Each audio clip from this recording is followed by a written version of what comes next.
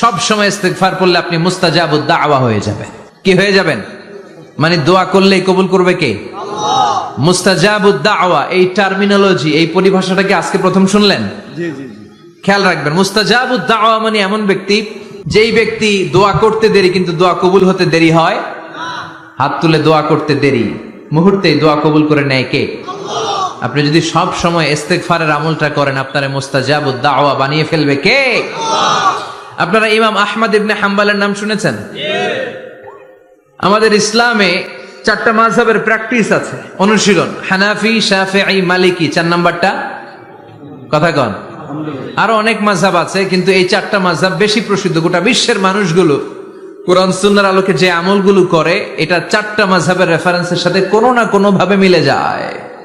এটার প্রথমটা হচ্ছে হানাফি, দ্বিতীয়টা শাফিঈ, তৃতীয়টা 4 নাম্বারটা সবাই বলেন কি নাম? হাম্বলি। ইমাম আহমদ ইবনে হাম্বল এই মাযহাবের ধারক, বাহক, প্রতিষ্ঠাতা। তিনি ছিলেন জগৎ বিখ্যাত মুহাদ্দিস, ওনার পুরো জীবনটা উনি হাদিস সংগ্রহের কাজে ব্যয় করেছেন, এবং একক স্বতন্ত্র হাদিসের গ্রন্থ হিসেবে পৃথিবীর সবচাইতে বড় যে হাদিসের কিতাব, ওইটার নাম হচ্ছে মুসনাদে আহমদ ইবনে হাম্বল। যারা আলেম ওলামা আছেন জানেন না? মুসনাদে আহমদ ইবনে হাম্বল, এটার মধ্যে প্রায় 40,000 হাদিসের কম্পাইলেশন আছে। সুবহানাল্লাহ, বাড়িতে গিয়ে বললেন এত বিশাল হাদিসের গ্রন্থের রচয়িতা।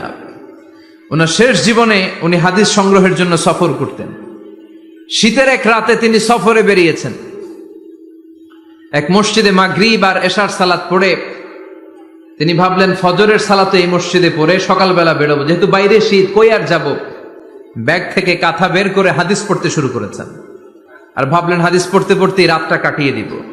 কিন্তু মসজিদের দারোয়ান এসে বলে, মুরব্বী, মসজিদে তো থাকা যাবে না, আপনি বেরোন। আহমদ ইবনে হাম্বল অনুনয় বিনয় করলেন যে তোর কাছে হাত জোর করে ক্ষমা চাই বাবা, এই শীতের রাতে আমারে বের করে দিস না, আমি রাতটা মসজিদে কাটাতে চাই। আমি ফজরের নামাজেরও মুসল্লি এই মসজিদের, আমি ফজর পরে তারপরে যাব। দারোয়ান সে না ছোট বান্দা, সে বলে না, মসজিদে থাকতে পারবেন না, বেরোন, না বেরোলে গাঠটি সহ ঘাট ধাক্কা দিয়ে বের করে দেব। চিনতে পারে নাই যেটা মুহাদ্দিস উদ্দাহার, এ যুগের সর্বশ্রেষ্ঠ মুহাদ্দিস ইমাম আহমদ ইবনে হাম্বল। এখন উনি আর কি করবেন, কিছু করতে না পেরে ব্যাগ নিয়ে বের হয়ে গেলেন। প্রচন্ড শীতের রাতে, কনকনে শীতে তিনি কাঁপছেন। হাঁটতে হাঁটতে, চলতে চলতে হঠাৎ দেখলেন একটা বাজার। ওই বাজারে এক খাব্বাজ, রুটির দোকানদার, শাবুন খাব্বাজ, যুবক রুটি বানাচ্ছে। যে সালাম দিলেন, আসসালামু আলাইকুম। বাবা, শীতের রাতে বিপদে পড়েছে, যাওয়ার জায়গা নেই। তোমার যে চুলাতে তুমি রুটি বানাও, এই চুলার পাশে বসে যদি সারা রাত আমি কাটিয়ে দেই আর চুলা থেকে আগুন পোয়াই, তোমার কি কোনো ক্ষতি হবে? যুবক বলেন, না না, কোনো ক্ষতি হবে না। আহলান ওয়া সাহলান, আমার হাবান বিক, খোশ আমদেদ, এটা তো খোশ নসিব আমার। আপনি আগুন পোহালে আমার সমস্যা কি, আসেন। ইমাম আহমদ ইবনে হাম্বল যুবককে শুকরিয়া জানিয়ে, আল্লাহর শুকরিয়া করে চুলার পাশে বসে আবার হাদিস পড়তে লাগলেন। কিন্তু তিনি লক্ষ্য করলেন যে যুবকটা একটু পর পর আওয়াজ করে পড়ে আস্তাগফিরুল্লাহ। কি পড়ে? আটা দিয়ে রুটি বানায়, পড়ে আস্তাগফিরুল্লাহ। রুটির খামির বানায়, পড়ে আস্তাগফিরুল্লাহ। খামিরগুলো দলা বেঁধে গোল গোল করে সাজিয়ে রাখে, আর কি পড়ে? বেলুন দিয়ে এগুলোর বলে চুলার ভিতরে ঢুকায় দেয়, আর কি পড়ে? কেউ রুটি কিনতে আসলে তার হাতে রুটি তুলে দেয়, আর কি পড়ে? টাকা দিলে টাকা নিয়ে ক্যাশ বক্সে রেখে দিয়ে কি পড়ে?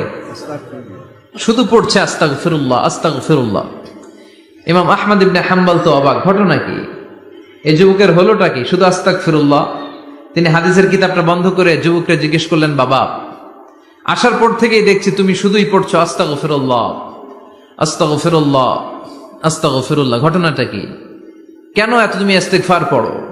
যুবক বলল, এটা আমার একটা চিরাচরিত আমল, সব সময় আমি এই আমলটা করি। আমি সব সময় ইস্তেগফারের সাথে আঠার মতো লেগে থাকি, আর সব সময় ইস্তেগফার পড়ার কারণে আল্লাহ তাআলা আমাকে মুস্তাজাবুদ দাওয়া বানিয়ে দিয়েছে।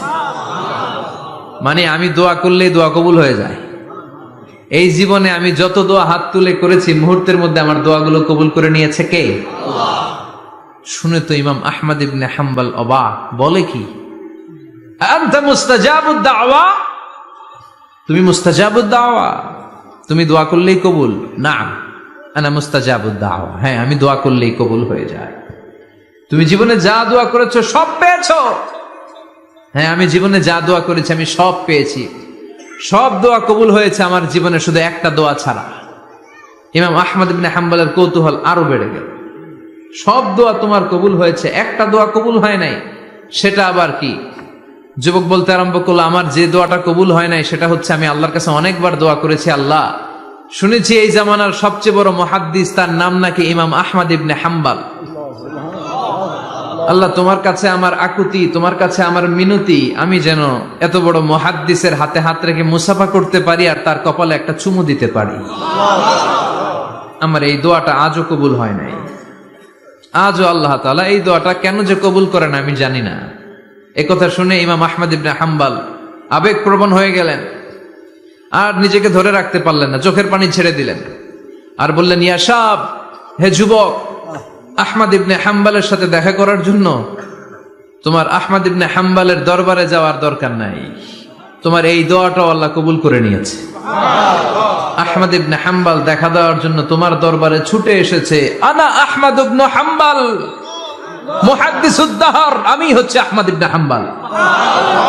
যুবক নিজেকে ধরে রাখতে পারে না, চোখের পানি ছেড়ে দিয়ে ওই যুগের সবচাইতে বড় মুহাদ্দিসকে জড়িয়ে ধরে হাতের মধ্যে হাত রেখে মুসাফা করে আহমদ ইবনে হাম্বলের কপালে চুমুকে দেয়, আর আহমদ ইবনে হাম্বলের কাছে দোয়া চেয়ে বলল, ও ইমাম, রব্বুল আলামিন আমার জীবনের কোন দোয়া আজকে আর বাকি রেখে দেন নাই, এই যে দোয়াটা বাকি ছিল এই দোয়াটাও আল্লাহ কবুল করে নিয়েছে, এই দোয়াটাও কবুল, মুস্তাজাবুদ দাওয়া।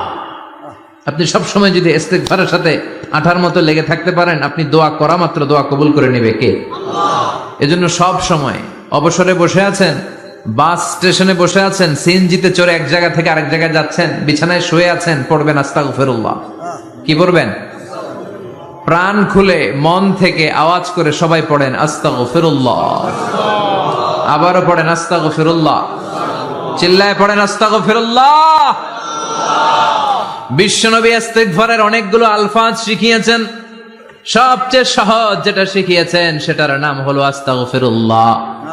বিশ্বনবী জামাতে সালাত শেষে সালাম ফিরিয়ে আওয়াজ করে পড়তেন আল্লাহু আকবার, তারপরে 3 বার পড়তেন আস্তাগফিরুল্লাহ, আস্তাগফিরুল্লাহ, আস্তাগফিরুল্লাহ। পড়ার দরকার আছে না নাই?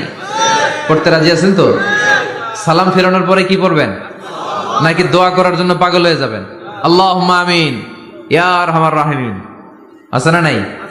পাগল হয়ে যায় দোয়া করার জন্য, কিন্তু তাসবিহগুলো পড়তে চায় না। বিশ্বনবী লম্বা তাসবিহ পড়তেন, সালাম ফেরানোর পরেই আস্তাগফিরুল্লাহ। পড়তে রাজি আছেন? আবার বিশ্বনবী বললেন, যে ব্যক্তি পড়বে আস্তাগফিরুল্লাহ আল্লাযী লা ইলাহা ইল্লা হুয়াল হাইয়ুল কাইয়্যুম ওয়া আতুবু ইলাইহি, যুদ্ধের ময়দান থেকে যদি কেউ পালিয়ে যায় তার কোনো মাফ নাই, এটা অনেক বড় কবিরা গুনাহ। তাওয়াল্লি মিন ইয়াউমিজ যাহফ, যুদ্ধের ময়দান থেকে পালালে ওর কোনো মাফ নাই।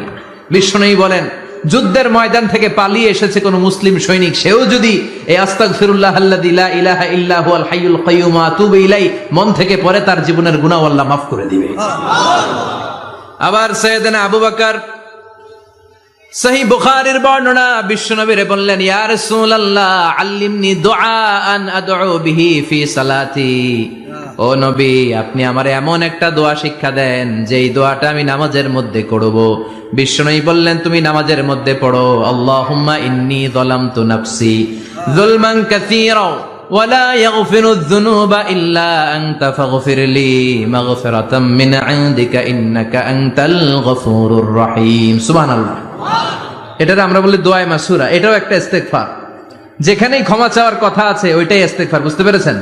আল্লাহুম্মা ইন্নী যালামতু নাফসি, ও আল্লাহ অনেক জুলুম করেছি, যুলমান কাসীরা, জুলুমের শেষ নাই, ওয়া লা ইয়াগফিরুয যুনুবা ইল্লা আনতা, আপনি ছাড়া এই জুলুম আর পাপ ক্ষমা করার কেউ নাই, ফাগফিরলি মাগফিরাতাম মিন ইনদিক, নিজ গুণে আমার গুনাহ ক্ষমা করে দেন, ওয়া লা ইয়াগফিরুয যুনুবা ইল্লা আনতা, আপনি ছাড়া গুনাহ ক্ষমা করার দ্বিতীয় কেউ নাই। আমাদের পাপ ক্ষমা করার আর কোন সত্তা আছে? চিল্লায় বলেন। আবার বিশ্বনবী বললেন, যত ইস্তিগফার আছে সব ইস্তিগফারের সেরা সর্বশ্রেষ্ঠ ইস্তিগফারের নাম সাইয়্যিদুল ইস্তিগফার। কি নাম? সহিহ বুখারীর বর্ণনা, শাদ্দাদ ইবনে আউস রাদিয়াল্লাহু তাআলা আনহু বর্ণনা করে বলেন, কেউ যদি দিনের বেলা একবার সাইয়্যিদুল ইস্তিগফার পড়ে, ওই দিন যদি লোকটার মৃত্যু হয়ে যায়, মুহূর্তের মধ্যে লোকটারে জান্নাতি ঘোষণা দিয়ে দিবে কে? রাত্রি বেলা যদি কেউ সাইয়্যিদুল ইস্তিগফার একবার পড়ে, ওই রাতে ইন্তেকাল হলে তার জীবনের সব গুনাহ মাফ করে দিয়ে ওই লোকটারেও জান্নাতি করে দিবে কে? দিনে যদি সাইয়্যিদুল ইস্তিগফার একবার পড়েন, ওই দিনে ইন্তেকাল করলে আপনি জান্নাতি। রাতে যদি সাইয়্যিদুল ইস্তিগফার কেউ পড়েন, ওই রাতে ইন্তেকাল হলে আপনি জান্নাতি। এটা সহিহ বুখারীর বর্ণনা। সব ইস্তিগফারের রাজা, শ্রেষ্ঠ ইস্তিগফার মুখস্থ আছে না?